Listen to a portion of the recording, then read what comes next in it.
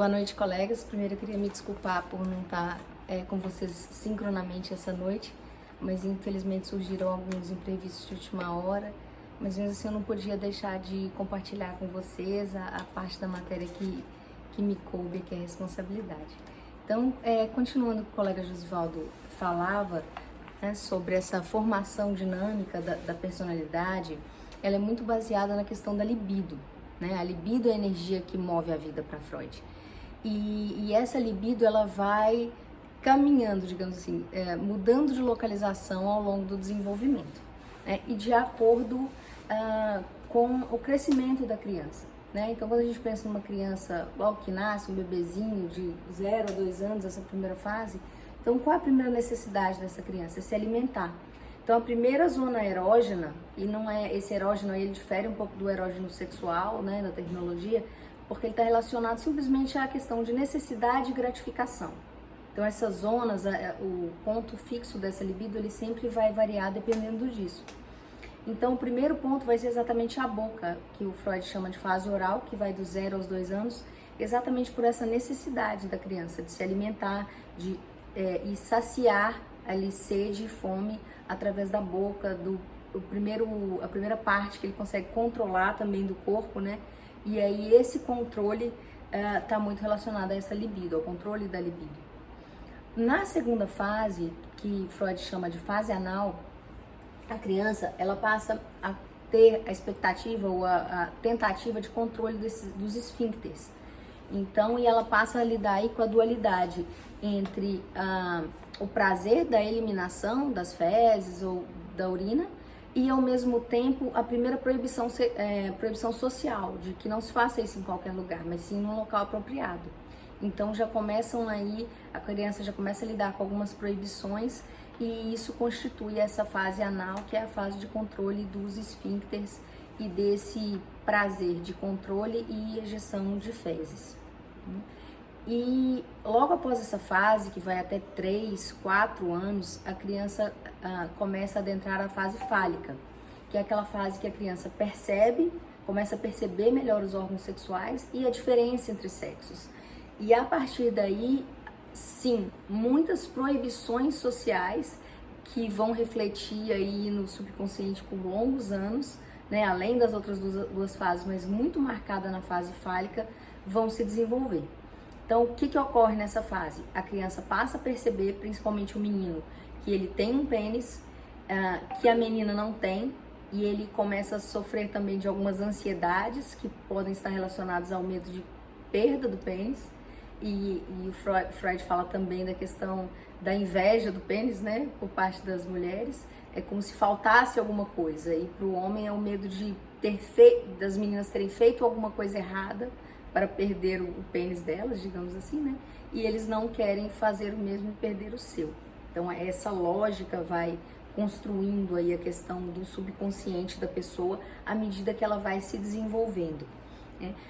E diante de tantas proibições que estão relacionadas muito dessa relação com o próprio órgão sexual, e esse é um ponto chave na educação, a criança, ela percebe que aquilo é proibido, que aquele interesse tem muitos tabus, muitas proibições sociais, e ela redireciona esse interesse.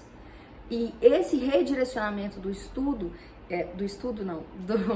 foco, né, da zona erógena, esse redirecionamento do foco da atenção da criança, aí sim ela pode se redirecionar para estudo, para outras áreas, né? E ela entra aí numa fase de latência, que vai até aí os 11, 12 anos, quando a sexualidade em si volta a aflorar, e aí vem a fase genital em si, a fase que a zona erógena coincide com as zonas erógenas sexuais que nós conhecemos.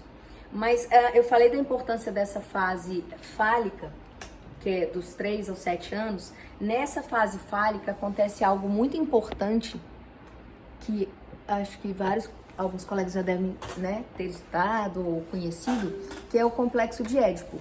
O complexo de Édipo, ele toma o nome de uma peça de Sófocles, que tinha como personagem, né, os personagens, o rei Édipo, que ele se apaixona, sem saber, né, que era sua mãe, por Jocasta, né, e acaba matando o pai para ficar com ela.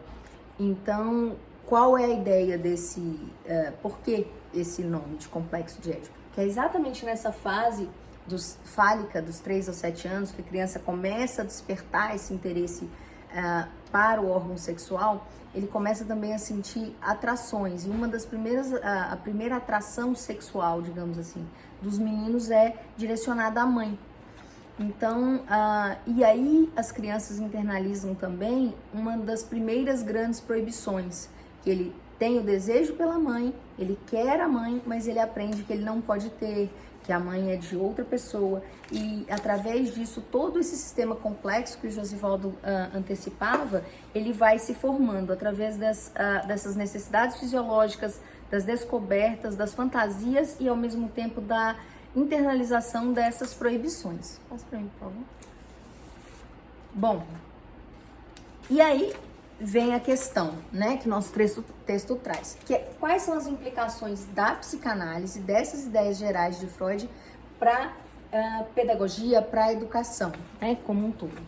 Então, nós temos aí o texto que ele traz duas linhas bem diametralmente opostas, né? A primeira é de Milot, que escreveu o livro Freud Antipedagogo, e aí a Catherine Milot, ela fala o quê, né? Depois nós veremos também a Maria Machado Kapner, que já tem um posicionamento mais por reconhecer essa relação de psicanálise e educação. Mas primeiro falando da opinião, da visão da Catherine Milot, qual que é o entendimento dela? Eu vou focar um pouquinho aqui melhor para vocês. Desculpa. Que é o seguinte, que se a educação analítica tem o condão de prevenir neuroses? Não tem. Uma educação analítica, ela pode ter um fim de tratamento psicanalítico? Não. A relação pedagógica, ela é inspirada no método psicanalítico? Não. E aí, quando você chega a um não para essas 3 perguntas, ela deduz o quê? Que não há, então, de se relacionar as duas coisas. Porque você não há um método de controle desse inconsciente, então se eu não tenho como controlar, isso não é de interesse da educação.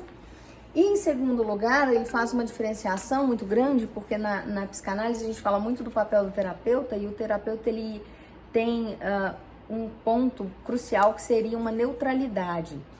E na educação essa neutralidade não existe, né? Já que a gente sabe que todo ato de educar, ele é um ato político, ele é um ato intencional, ele é um ato que traz ali intenções. Então, que aí toda essa relação entre psicanálise e a educação, ela estaria em xeque exatamente porque você não poderia ter essas conexões. Mas aí a gente traz depois a visão da Kapner. Pode passar, por favor? Que a que conclusão ela chega? E já adiantando, eu me filio mais a essa segunda corrente. Que nós temos certos determinantes psíquicos desse desejo de saber, né? E que esses determinantes psíquicos, a psicanálise explica que ele vem desse interesse sexual que é deslocado para outros interesses naquela fase ali fálica, a partir dali, né? E que esse entendimento psicanalítico do aprender, ele é muito importante porque ele é a mola propulsora de todo o desenvolvimento sexual, psíquico e intelectual da pessoa. Então, teria uma relação muito intrínseca. E apesar dos papéis diferentes, né, do analista, que deve ser neutro, e do professor, que tem uma postura ativa, sempre ocorre a transferência. A transferência é uma relação que ocorre, que foi melhor determinada por Freud mesmo, entre analista e o paciente, em que ele repete padrões psíquicos de convivência com outras pessoas com o analista. E os professores aí na prática, né, principalmente professores de educação infantil, devem já ter vivido experiências que a gente percebe que as crianças, elas também fazem esse tipo de transferência. Ao ver ali no professor muitas vezes a figura de uma mãe ou de um pai, né, reproduzindo aí essas relações. Então, qual é a questão principal aí que Kapner traz e que fecha esse capítulo do livro que estamos aí analisando?